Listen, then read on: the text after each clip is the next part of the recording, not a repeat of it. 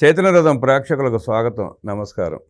సూర్యదేవర లత గారు తెలుగుదేశం పార్టీ నాయకురాలు, చంద్రబాబు నాయుడు గారి అభిమాని. చంద్రబాబు నాయుడు గారి పుట్టినరోజు సందర్భంగా వారికి పార్టీతో ఉన్న అనుబంధం, చంద్రబాబు నాయుడు గారితో ఉన్న అనుబంధం, ఈ పుట్టినరోజు సందర్భంగా మరికొన్ని వివరాలు తెలుసుకునే ప్రయత్నం చేద్దాం. నమస్తే అండి. నమస్తే. చంద్రబాబు నాయుడు గారి పుట్టినరోజు సందర్భంగా మీ అనుభవాలు మా ప్రేక్షకులతో పంచుకోండి. నారా చంద్రబాబు నాయుడు గారు ఆయన విద్యార్థి దశ నుంచే కూడా ఆయన రాజకీయాల్లోకి రావాలనే ఇది కానివ్వండి, ఆయన రావటం కానివ్వండి, పల్లెల్లో అంతా కూడా ఆయన తిరిగి అవేర్నెస్ తీసుకురావటం, ఒక రోడ్స్ వేయించడం కానివ్వండి, ఇలాంటివన్నీ కూడా చేయటం కానివ్వండి, అప్పటి నుంచి ఆయనకు ఆ జిల్లాలో కానివ్వండి, ఆ నియోజకవర్గం, అదే చంద్రగిరి నియోజకవర్గంలో కానివ్వండి, ఆ విద్యార్థి దశలో నుంచి ఆయనకు ఒక ఫాలోయింగ్, ఎట్లా రాజకీయాలకు అంటే ఆయనకి ముందు నుంచి చిన్నప్పటి నుంచి ఆ ప్లానింగ్, లీడర్షిప్ అనేది ఆయనకి చాలా అది మనం చేయగలము, మనం చేస్తాము, ఆర్గనైజింగ్గా చేయటం కానివ్వండి, ఇవన్నీ ఆయనకి స్వతహాగా చిన్న వయసు నుంచే అభినవేనండి. అంటే ఇప్పుడు మనకు అనిపిస్తుంది ఏదో పెద్ద నాకు నేర్చుకోవటం అనేది ఉండవండి, వాళ్ళకి స్వతహాగా కొంచెం వాళ్ళకు ఉంటే తర్వాత అది డెవలప్ చేసుకుంటూ వెళ్ళచ్చు. ఆయనకి చిన్న వయసు నుంచే ఆయనకి అలాంటి ఉండటం, ఒక పట్టుదల, ఒక క్రమశిక్షణ కానివ్వండి, ఏదైనా అనుకుంటే అది చేయటం కానివ్వండి, ఇలాంటివన్నీ ఆయనకి చిన్నతనం నుంచే ఉండబట్టేనేమో ఈ రోజున ఈ రకంగా దాన్ని ఇంకా డెవలప్ చేసుకుంటా వెళ్ళి ఈరోజు మనం వింటూనే ఉంటాం. ఆయన 24 గంటల్లో రోజుకి 18 గంటల పనిచేస్తూ ఉండేవాళ్ళు. ఇప్పటి వరకు కూడా ఏ సీఎం కూడా ఇంత కష్టపడింది లేదు. అది ఈయన ఒక చరిత్ర లాంటి వ్యక్తి నారా చంద్రబాబు నాయుడు గారు. అంటే ఈ ఫ్యూచర్ తరాలు కూడా మనం చెప్పుకోదగ్గ సీఎంల్లో ఈయన ప్రముఖులుగానే ఉంటారు. ఎందుకంటే ఈ రోజున మనం ఉమ్మడి రాష్ట్రంగా ఉన్నప్పుడు ఆయన సీఎం అయ్యే టైంలో చాలా వెనకబడినట్టే ఆంధ్రప్రదేశ్. అంటే పెద్ద రాష్ట్రం అవ్వచ్చు అప్పుడు జాయింట్గా ఉన్నప్పుడు, అంతమంది మనకు ఉన్నా కూడానండి చాలా వరకు తెలుగుదేశం వచ్చినాక కొంచెం డెవలప్ అంటే ఏంటో చూపెట్టాం. కాకపోతే ఇక్కడికి సాఫ్ట్వేర్ కానివ్వండి, అమెరికా ప్రెసిడెంట్లను ఇక్కడికి తీసుకురావటం కానివ్వండి, బిల్ గేట్స్ లాంటి వాళ్ళని ఇక్కడికి తెప్పించడం కానివ్వండి, ఇట్లాంటివన్నీ కూడా ఎప్పుడు జరిగాయి? నారా చంద్రబాబు నాయుడు గారు వచ్చిన తర్వాత, సీఎం అయిన తర్వాత ఆయన సాఫ్ట్వేర్ డెవలప్ చేద్దామని అనుకున్నప్పుడు ప్రపంచవ్యాప్తంగా కూడా ఒక ఆంధ్రప్రదేశ్ అదొక ఐటీ హబ్గా అవుతుందనేది కానివ్వండి, నారా చంద్రబాబు నాయుడు గారు సీఎంగా ఉన్నారనేది కానివ్వండి, ఇప్పుడు మనం విదేశాలు వెళ్ళినా కూడా ఒక్కొక్క సాఫ్ట్వేర్ గురించి హైదరాబాద్ పేరు వచ్చినప్పుడు కూడా అందరూ చెప్పేది నారా చంద్రబాబు నాయుడు గారు. ఇండియాలో ఏ మూల వెళ్ళి అడిగినా కూడా తెలుగు అనగానే ఎన్టీఆర్, తర్వాత చంద్రబాబు నాయుడు గారు, ఈ రెండే మనకు గుర్తొస్తున్నాయి. అది ఆ స్థాయికి తీసుకెళ్లారు అని అంటే ఆయన కృషి అండి, నారా చంద్రబాబు నాయుడు గారి కృషి. ఆయన ఒక పార్టీని నిలబెట్టడానికి, ఈరోజు టీడీపీని నిలబెట్టడానికి ఇన్ని సంవత్సరాలు సక్సెస్ఫుల్గా పార్టీలో ఇంతమంది క్యాడర్ని కానివ్వండి, ఆయన కలుపుకుపోయిన తత్వం కానివ్వండి, ప్రతి వాళ్ళని పేరును పెట్టి పిలవటం కానివ్వండి, అంటే మెమరీ అండి మెయిన్. ఆయనకున్న ఇది ఈ వయసులో ఎంతమందికి ఉంటుంది? ఇప్పుడు నేను యంగ్ సీఎంని అని చెప్పుకున్న జగన్మోహన్ రెడ్డి వంగి కొబ్బరికాయ కొట్టలేకపోతున్నాడు, నడుము వంగట్లేదు ఆయనకి. నారా చంద్రబాబు నాయుడు గారు ఈరోజు కూడా కిందకి నేల మీద కూర్చొని లెగుస్తున్నారు. ఆయన చేసిన దీక్షలు కానివ్వండి, ఎయిర్పోర్ట్లో కూర్చోవటం, ఇట్లాంటి మనం చాలా సందర్భాల్లో చూసాము. ఆయన కూర్చోవటం కానివ్వండి, మొన్న ఫ్లడ్స్ వచ్చినప్పుడు కూడా ఆయన అక్కడ రాత్రిపూట మిడ్నైట్ 3 వరకు కూడా తిరగటం, తెల్లవారు 3 వరకు కూడా ఆయన నీళ్ళల్లో తిరగటం, ఆయన కాళ్ళు కూడా పాసి పట్టిపోయి మొత్తం బొబ్బలు వచ్చేసేసి చర్మం అంతా ఊడిపోయేటట్టు అయిపోయింది కదా.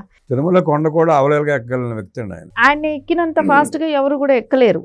ఆయన్ని అలా అంటారు కానివ్వండి, ఏజ్ ఒక ఇదే కానివ్వండి, ఆయన ఉన్న మనసే కానివ్వండి, ఆయన ఉన్న ఫిట్నెస్సే కానివ్వండి, అది ఎప్పుడు కూడా యువతలాగా అంటే ఆయన అట్లా ఉండబట్టేనండి 2020 విజన్ తీసుకొచ్చారు. తర్వాత ఇప్పుడు 2047 అంటున్నారంటే ఆయన మనసు అంత, ఆయన వయసు ఉండొచ్చేమో కానీ ఆయన ఆలోచన విధానం, యంగ్ జనరేషన్ అయితే ఎలా ఆలోచిస్తారో ఆ ఆలోచన ఆయన ముందుకు తీసుకెళ్తున్నారు. ఆ వయసుకి ఆ ఆలోచనకి ఎంత డిఫరెన్స్ కనపడుతుంది. సో ఇంకొకటి అండి, నారా చంద్రబాబు నాయుడు గారు రాజకీయ జీవితం అంతా చూసుకుంటే 47 సంవత్సరాలు సుదీర్ఘమైన రాజకీయ ఇది ఉంది ఆయనకి. ఇంకొకటి, ఆయన ఇప్పటి వరకు కూడా తెలుగు రాష్ట్రాల్లో ఇంతవరకు 15 సంవత్సరాలు సీఎంగా ఉన్న వ్యక్తి ఎవరు లేరు. ఇంకోటి, జాయింట్ స్టేట్లో కూడా ఎవరు లేరు. కంటిన్యూ 9 ఇయర్స్ ఎవరు కూడా చేయలేదు ఇప్పటి వరకు.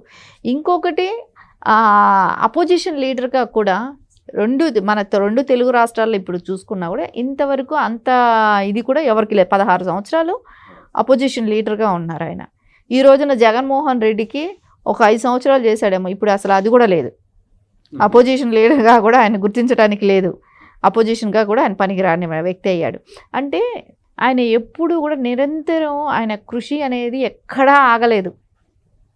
ఇంకోటండి, ఆయన చాలా వరకు నాకు తెలిసి, నేను ఈ పార్టీలో టీడీపీలో ఉన్నాను కాబట్టి, ఆయన దగ్గరికి వెళ్ళి ఒక సహాయం అర్థిస్తే చెయ్యను అన్నది ఇప్పటి వరకు లేదు.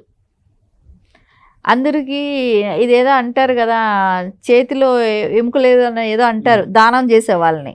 అలాంటి వ్యక్తి ఆయన్ని వెళ్ళి నేను ఈ కష్టంలో ఉన్నాను అని లీడర్స్, ఇప్పుడు ఒక ఎమ్మెల్యేలో ఎంపీలో ఎవరో ఒకళ్ళండి, వాళ్ళ పిల్లలకు పెళ్ళిళ్ళు చేసుకోవాలన్నా, ఒక ఇది ఏదైనా చేయాలన్నా, చదివించుకోవాలన్నా, విదేశాలు పంపించి చదివించుకోవాలన్నా, ఏం కావాలన్నా కూడా ఈ 2 రాష్ట్రాల్లో ఉన్న క్యాడర్కి అందరికీ చేసిన వ్యక్తేనండి.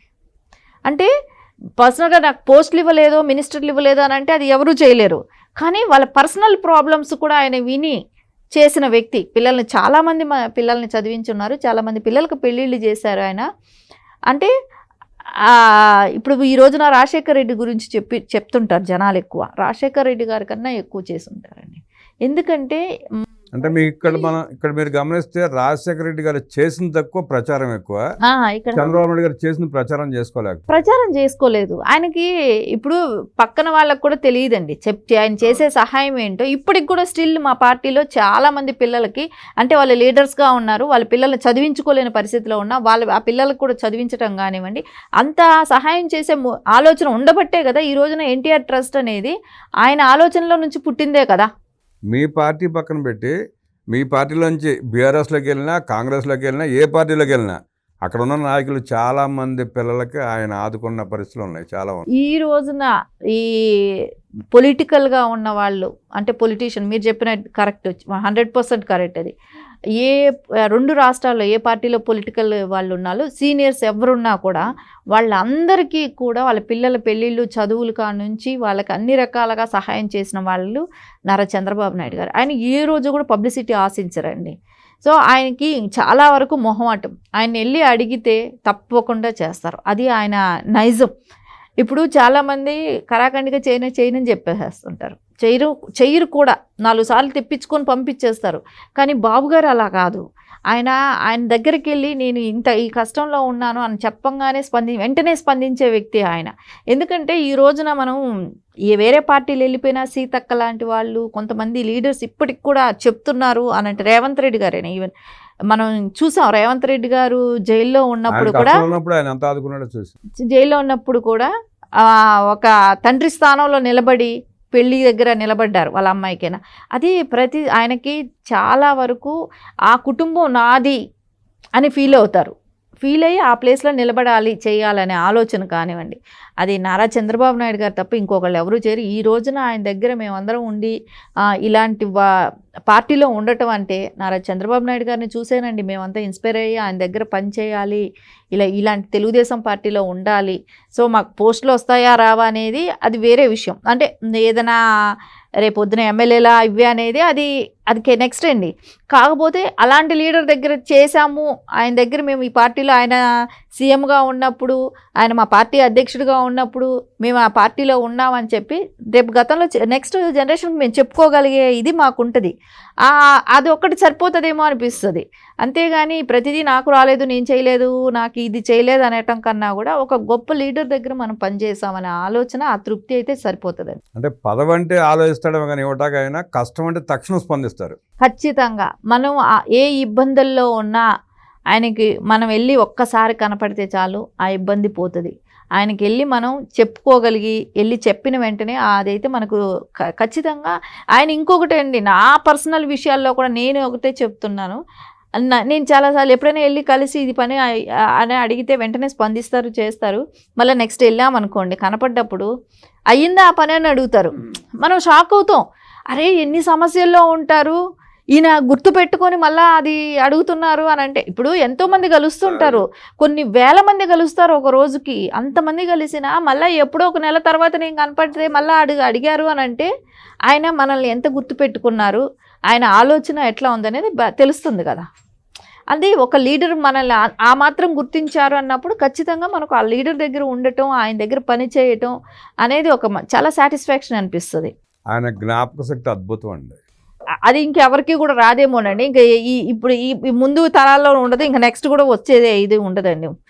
ఈ మనం ముందు చూసుండము, ఇంకా నెక్స్ట్ కూడా చూడబోమేమో అనిపిస్తుంది. ఎందుకంటే అంత మెమరీ ఇది కానివ్వండి, ఆయన మనిషిని గుర్తుపెట్టుకోవటం, ఆ గుర్తుపెట్టుకున్న వాళ్ళు వెళ్ళి అడిగిన తర్వాత ఆ పని అయిందా లేదా అని కూడా ఆయన అడగటం, దాన్ని ఫాలోఅప్లో చేసుకోండి అని చెప్పి గట్టిగా కూడా అధికారులకు కూడా చెప్పటం కూడా చేస్తారు. రాజకీయ చరిత్రలో ఆయన ఒక అరుదైన వ్యక్తి. ఖచ్చితంగా అలాంటి వ్యక్తి మనకు తెలుగు రాష్ట్ర ప్రజలందరికీ కూడా అండి ఒక అదృష్టం లాంటి వ్యక్తి. కారణ జన్ములే అండి అలాంటి వాళ్ళందరూ కూడా. ఎందుకంటే అందరికీ అలాంటి ఇది రాదు. ఎందుకంటే కారణ జన్ములకే అలాంటి ఇది వస్తుంది. ఆయన చేతుల మీదుగా అమరావతి అనేది కట్టాలనేది రాసుంది. సో దాన్ని ఎవరు ఏం చేయలేరు. అందుకే పిచ్చోడి చేతికి రాయిలాగా జగన్మోహన్ రెడ్డి గారికి అవకాశం వచ్చినా ఆయన చేయలేకపోయాడు. అది ఓన్లీ నారా చంద్రబాబు నాయుడు గారే చేయగలరు, ఆయన చేతి మీదే అవుతుంది అనేది ఒక చరిత్ర ముందే రాసేశారు దేవుడు. అందుకని ఖచ్చితంగా అది నారా చంద్రబాబు నాయుడు గారి చేతుల మీదుగానే అమరావతి అనేది కంప్లీట్ కూడా అవుతుంది. 2 తెలుగు రాష్ట్రాలకి మంచోడు చేస్తే ఆయన చేసిన మంచే. ఆయన చేసిన ఇప్పుడు చరిత్రలో చెప్పుకోవటానికి వస్తే తెలంగాణలో ఏమైనా అభివృద్ధి జరిగింది అని అంటే తెలుగుదేశం ఉన్నప్పుడు, నారా చంద్రబాబు నాయుడు గారు సీఎంగా ఉన్నప్పుడు జరిగిందనేది చెప్పుకుంటాం. అదేలాగా ఆంధ్రప్రదేశ్కి తీసుకుంటే అమరావతి కట్టినా, పోలవరం కట్టినా, రాష్ట్రం అభివృద్ధి జరిగినా, ఇంటర్నేషనల్ ఎయిర్పోర్ట్ వచ్చినా, కంపెనీలు వచ్చినా, ఏం జరిగినా కూడా అన్నీ అంటే అదే మనకు జగన్మోహన్ రెడ్డి అసమర్థుడైతే అన్నీ నారా చంద్రబాబు నాయుడు గారి పేరు మీదనే అన్నీ వస్తున్నాయి. ఎప్పటికప్పుడు ఆయన సంపద సృష్టించడం, తర్వాత ప్రభుత్వాలు వచ్చి తినేళ్ళిపోవటం. ఇప్పుడు అదే జరిగింది. 5 ఏళ్ళు నారా చంద్రబాబు నాయుడు గారు సీఎంగా ఉన్నారు. ఎంతో అంత కూడగట్టారు. దాన్ని కొంచెం ఒక్కొక్క మెట్టు ఎక్కిద్దామన్నట్టు ప్లాన్ చేశారు. వచ్చాడు 13 లక్షల కోట్లు అప్పు చేశారు. బాబు గారిని ఎత్తిన చుట్టారు. తెలుగువారికి ఆత్మగౌరవం అన్న నందమూరి తారక రామారావు గారు అయితే, తెలుగువారికి ఆత్మవిశ్వాసం నారా చంద్రబాబు నాయుడు గారు అంటూ అద్భుతంగా విశ్లేషించిన సూర్యదేవర లతా గారికి ధన్యవాదాలు తెలియజేస్తూ నమస్కారం.